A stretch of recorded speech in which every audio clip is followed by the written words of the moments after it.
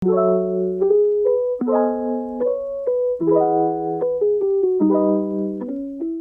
semuanya, kita kembali lagi bersama dengan saya. Dan ini juga tentunya akan diupload di YouTube, ya. Jadi welcome home bagi kamu yang ikut ibadah sekarang maupun yang ada di YouTube, ya. Gereja yang saya gembalakan namanya The Century Church atau singkatnya TSC Church. Teman-teman yang ingin join, ikut saja. Ada nomornya yang sudah tertera di layar, ya. Hari ini kita akan melanjutkan pengajaran yang ada di YouTube tentunya, dan yang di ibadah ini bisa juga ikut. Kita buka langsung saja di Kejadian 3 ayat 21 sampai yang ke-24. Ini adalah pengajaran terakhir tentang Adam dan Hawa. Bagi yang belum menonton, nanti bisa silakan di video-video sebelumnya, ya. Dan Tuhan Allah membuat pakaian dari kulit binatang untuk manusia dan untuk istrinya itu, lalu mengenakannya kepada mereka. Saya akan jelaskan dulu di sini. Dan Tuhan Allah membuat pakaian dari kulit binatang untuk manusia dan untuk istrinya itu. Ini di mana Adam dan Hawa itu sudah jatuh. Dia sudah melanggar firman Tuhan. Dia sudah makan buah itu. Tapi kalau kita lihat baik-baik, manusia itu jatuh. Tuhan itu nggak langsung membuang mereka loh. Memang pada saat kalau kita baca di ayat-ayat sebelumnya, Tuhan mengutuki mereka. Tuhan marah sama mereka. Tapi arti tujuan di situ bukanlah Tuhan itu jahat. Karena kalau Tuhan itu jahat, gak mungkin dia mau menebus manusia.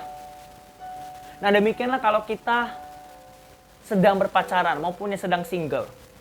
Kalau kita yang sekarang ini sedang jatuh, baik itu mungkin karena pornografi, baik itu mungkin karena kamu dengan pacarmu sudah berhubungan badan, atau berhubungan intim atau apapun itu yang sudah melanggar firman Tuhan, lihatlah, ini ada penghiburan bagi kamu yang sungguh-sungguh mau bertobat. Dan Tuhan Allah membuat pakaian dari kulit binatang. Dan Tuhan Allah membuat pakaian. Sekalipun begitu, karena manusia itu, Adam dan Hawa itu, dia melihat bahwa dirinya telanjang. Tapi tetap Tuhan itu baik. Dia memberikan pakaian untuk mereka. Demikian juga kita. Kalau kita pada hari ini jatuh, Tuhan tidak marah-marah. Bukan berarti dia itu nggak bisa marah ya. Dia tentunya marah dengan dosa. Dia tentunya tidak suka dengan kelakuan kita yang nggak baik. Dia sedih. Tapi yang saya masukkan di sini adalah bahwa Tuhan itu bukan berarti ingin memusnahkan manusia. Tuhan itu tetap baik. Buktinya aja Adam dan Hawa. Dia membuat pakaiannya. Ibaratnya seperti papa nih, yang ngelihat anaknya bandel, papanya pasti marah. Dia marah-marah pasti. Kamu kenapa bandel? Kamu kenapa begini? Tapi yang namanya hati seorang ayah, seorang papa, semarah-marahnya dia sama anak, tentu dia pasti akan memeluk anaknya lagi. Tentu dia pasti akan merasa sedikit bersalah. Kayaknya aku ini terlalu keras sama anakku. Selama papa itu punya hati nurani, dia pasti punya merasa bersalah gitu kalau dia terlalu keras sama anaknya. Kalau papa kita di bumi saja bisa seperti itu, apalagi Bapa di sorga. Ketika dia marah-marah, sampai perempuan itu diberikan ketika kalau nanti melahirkan sakit, Adam dia akan terus-menerus bekerja, tidak seperti dulu tanah memberikan segala hasilnya. Tapi mau bagaimanapun ingatlah di ayat 21. Dan Tuhan Allah membuat pakaian untuk mereka. Ini adalah penghiburan bagi setiap kita yang sungguh-sungguh mau datang sama dia. Jangan merasa tertuduh. Apalagi kalau kamu yang pernah jatuh sama pacarmu atau kamu yang lagi single. Datang sama Tuhan Yesus. Minta ampun sama dia. Setelah itu kamu kasih tahu kepada gembalamu atau kakak rohanimu. Jujur sama mereka, Kak, atau ko atau siapa gembalamu di situ, atau Pak, kami berdua pernah melakukan sesuatu yang gak baik. Tolong kami, doakan kami. Berikan kami jalan bagaimana caranya. Tuhan itu akan kirimkan hamba-hambanya. Dan salah satunya ini adalah gembala, papa rohani, kakak rohani, ibu rohani. Dia akan menuntun kamu di mana kamu jatuh. Dia akan menuntun kamu supaya kamu keluar dari ganjaran setan. Supaya kamu jangan terus jatuh di situ. Mereka akan menjaga kamu. Jadi jangan sampai kalian berdua saja yang mengurusnya. Apalagi kalau bisa jatuh dalam dosa seks. percayalah, kamu akan jatuh lagi di situ. Makanya kamu perlu jujur sama gembalamu. Dan ingatlah, gembala tidak akan langsung marah-marahin kamu. Justru dia itu, di satu sisi dia senang dalam arti dia itu melihat kamu jujur. Tapi di satu sisi sedih, kok kamu bisa jatuh. Saya merasakan ketika ada anak yang jatuh, apalagi kalau dia sudah melakukan sesuatu yang tidak-tidak, saya nggak marah sama dia, tapi saya sedih, kok kamu bisa kayak gitu? Kok kamu bisa begini? Saya langsung akan merangkul dia dan doakan dia supaya jangan begitu lagi, tapi saya akan cegah dia. Saya akan buat aturan sama dia. Kalau kamu emang sungguh-sungguh mau lepas, kamu ikutin kata-kata kakak. Kamu harus ikutin kata-kata saya. Sama seperti Tuhan. Tuhan membuat pakaian. Pakaiannya dari mana? Ini dia. Dari kulit binatang. Artinya ada pengorbanan. Dari sini sebenarnya adalah salah satu nubuatan untuk Tuhan Yesus yang dimana ketika ada satu orang berdosa, apapun itu, maka pasti ada pengorbanan. Pada saat ini, Tuhan memakai binatang. Untuk apa? Melindungi manusia. Itulah kenapa bangsa Israel harus mengorbankan kambing, domba, dan lain sebagainya. Untuk pengampunan dosa. Tapi sekarang kita udah tidak perlu seperti itu. Kita sudah punya Yesus sebagai jubir kita. Juru bicara kita dari sorga. Dia yang akan berkata kepada Bapa, Bapa ampuni mereka sebab mereka tidak tahu apa yang mereka perbuat. Maka daripada itu kita harus bisa menerima Yesus sebagai Tuhan dan Juru Selamat. Maka dia akan hidup dalam kita. Kalaupun kita jatuh, Yesus anak Allah itu, dia tidak akan meninggalkan kita. Dia akan bersama-sama dengan kita. Dia akan bantu kita melalui Roh Kudusnya. Dan dia mengatakan, ya Bapa, ya Abah, tolonglah kami. Yesus yang tinggal dalam kita, dia akan mengatakan kepada Bapanya, ampuni mereka. Dan kita harus datang kepada Yesus, kepada anaknya yang tunggal ini. Kita minta ampun sama dia, Tuhan ampuni saya. Dan dari situlah Roh Kudusnya, dia akan bekerja melalui kita ini. Kita akan dipulihkan pelan-pelan. Dipulihkan pelan-pelan. Karena ada pengorbanan. Sekarang kita nggak perlu lagi mengorbankan sesuatu untuk dosa kita karena Tuhan sudah menanggungnya. Tapi inilah yang menjadi acuan kita. Yang menjadi pengorbanan kita adalah di mana ada sesuatu hal yang miss di dalam kehidupan kita. Pasti kalau kita melakukan dosa, apalagi kalau sampai-sampai Tuhan itu ingin memberkati kita di saat itu, apalagi kita jatuh saat itu, berkat itu bisa miss. Makanya jangan sampai jatuh. Kalaupun jatuh, cepat bangkit. Cepat bangkit, jangan sampai enggak. Karena siapa tahu hari itu Tuhan ingin memberikan kita berkat. Tapi karena kita nggak setia, akhirnya berkat itu miss dan tidak bisa kembali lagi. Jadi jangan sampai ya. Apalagi kekudusan itu harganya mahal sekali.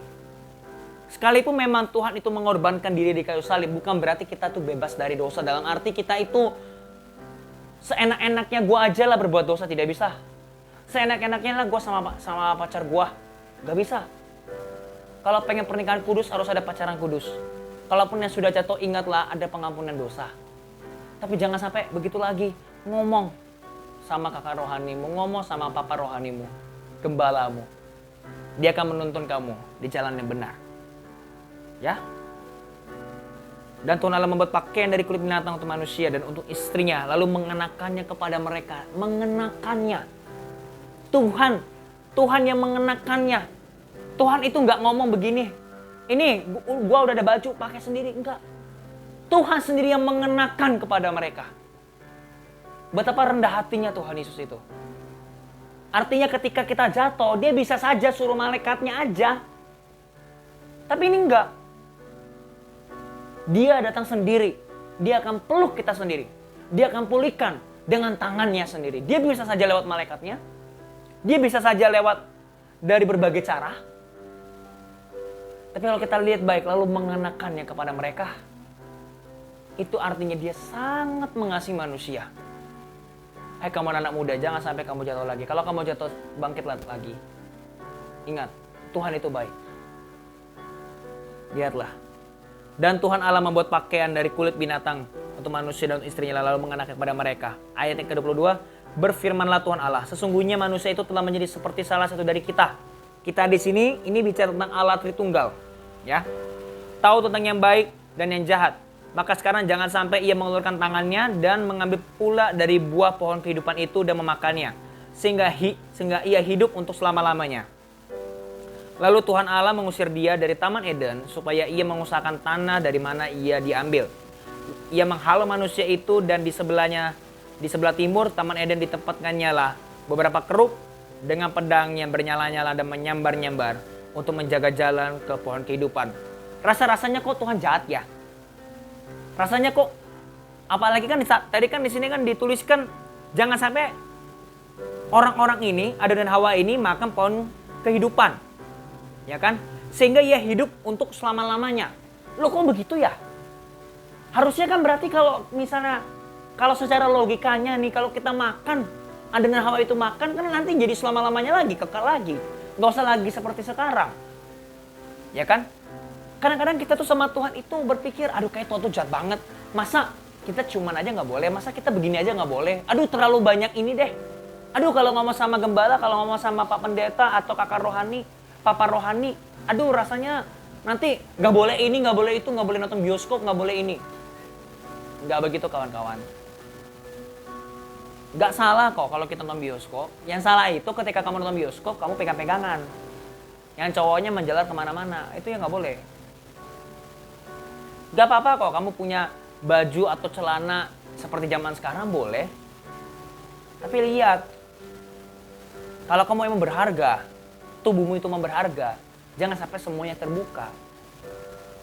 Karena kamu tuh berharga.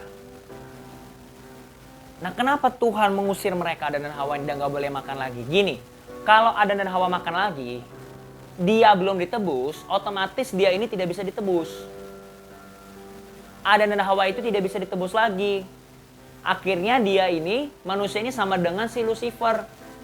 Sama dengan malaikat-malaikat jatuh itu dan akan dihukum selama-lamanya, tidak ada penebusan. Maka daripada itulah Tuhan mengusir mereka dari Taman Eden supaya nanti suatu saat Tuhan akan datang ke bumi ini menembus mereka dan mereka bisa masuk lagi ke Taman Eden melalui perjanjiannya yang baru.